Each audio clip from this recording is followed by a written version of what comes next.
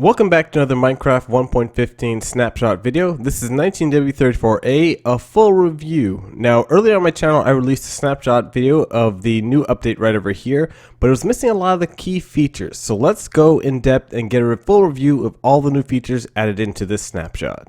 Now, if you want a list of all the features and all the new changes added into this snapshot over here, you can go into the Minecraft blog post, which I have a link for in my description down below, which explains you all the new things they added, including the bees nests and hives, the new functionality with the dispensers, the honey bottles and honeycombs, and over there. But if you don't want to check this video out, you can check that out over here. But in this video, I'll be explaining to you every single thing that they added and how you can get it done in your game. So this is the Minecraft bee. Now the Minecraft bee is a passive mob, as you can see over here, but if say I punch it like that, the bee will now come after me and get angry and then sting me. But when the bee stings me, it actually loses its stinger, and over time this bee will actually die because it lost its stinger. So just like in real life, bees love gathering pollen from the flowers. And what bees do is they gather the pollen from the flowers, and then after they'll return to the beehive over here and deposit off that pollen to make honey. Now later on in the video, I'll be showing the exact functionality of this block and that block over there. Just you may notice that the bees gather around the flowers, and over time after it's going to go back right over there. And you can see now they're bringing back their pollen over here, and they go on the block over there and they'll deposit off the pollen over there, and over time you'll see that the block is going to now fill up with honey.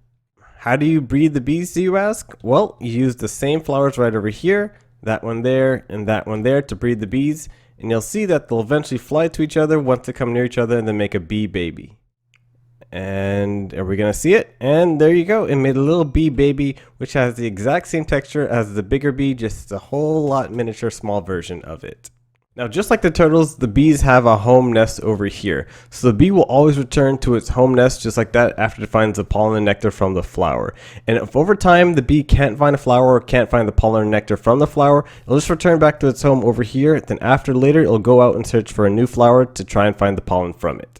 So some features that they added to the bees are they do not like rain and that they sleep at night. So if I change the weather to rain, you'll see that bees are going to scramble around and they're trying to return to their home right over here. And then if I change it to night, they should be going to bed at nighttime, but it seems like they're not going back to their homes to sleep yet. So I'm not too sure if this is a functionality that they overlooked in the game and just trying to fix, or it's a bug, but the bees should be going to sleep right now since it's nighttime.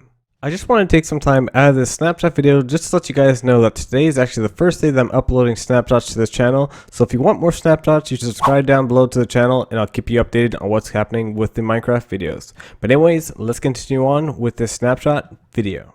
Now let's take a look at the new blocks that they added to the game. We have the bee's nest and the beehive over here. Now the bee's nest right over here, they only spawn in the flower forests, plains, sunflower, and plains biomes. So this is going to be a block that's pretty fairly easy to find because those are some of the common biomes that we have in Minecraft over here. Now what the bees do is when they collect the pollen and honey over there, they will bring it back to the hive right over here and they'll store up honey in this block over here. Now it says I can store up a max of 5 honey in the block and it's redstone friendly. So I believe once this fills up with honey, up to 5, it'll give out a signal of 1 to 5 with redstone with the comparator. I'll test it out on that block over there once the bees have finished pollinating their little block over here. Now their bee's honeycomb is sort of like the little hangout spot over there, and if you want to collect this block you have to use the tool with Silk Touch, and you get stung by bees if you're not careful. And what Silk Touch does, it actually keeps the bees inside this bee's nest over here, so you can move this around to your world wherever you want if you want to have a bee farm over there. Now another functionality of the bees in the bee's nest, the bees will actually help your crops grow. So I'll be doing a quick test on that with the bees over time to see if they help grow crops rather than just having normal blocks around it. So right over here I set up a little test to see if the bees will actually help the crops grow a little bit when they travel back to their hive over there. So I'm going to wait a little bit over time, let the bees gather up their pollen, and then watch them when they go over the hive just to see if it'll help the crops grow once they're fully pollinated. So I've been watching it for a while, and you may notice that it's helping it slightly because this crop is growing faster than the other ones and the bees slowly go back and forth, but it doesn't seem like it's that much of a big difference for the bees. I think the crops still grow roughly around the same rate, but I guess if you have a lot of bees in your world going back and forth, it'll help the crops go a whole lot faster. Speaking of a lot of bees, let's see if a lot of bees make a bigger difference. So it looks like it does make a difference because you can tell that that one is growing a whole lot faster over here than any other crops, and that's where the bees are pretty much hanging out because they're pollinating the flower over there. So I have to do a later test just to see exactly how much more of a difference it makes for this. So when the bee's nest is filled with honey, you'll notice that there'll be a slight texture change right over here, and this will change from about a gray to a yellow.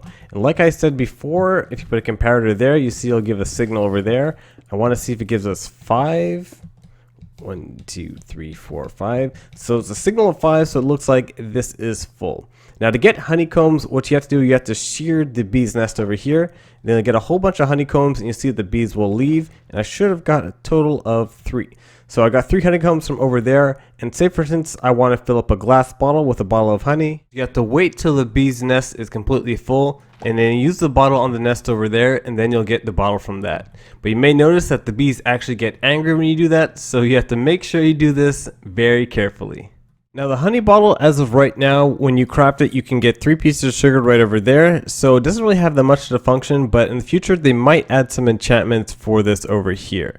Now for the bee's nest over here, what you can also do is place a campfire under it, so if you want to harvest the bees just like this, you'll see that the bees won't get angry at me once I harvest it with the shears. Now another block they add to the game is the bee hive right over here, and the crafting recipe for it is very simple. All you'll need is just honeycombs and then any planks right over here to craft your bee's hive over here. And it's the same thing like the bee's nest over there. It stores your bees, and these actually store the same amount of bees.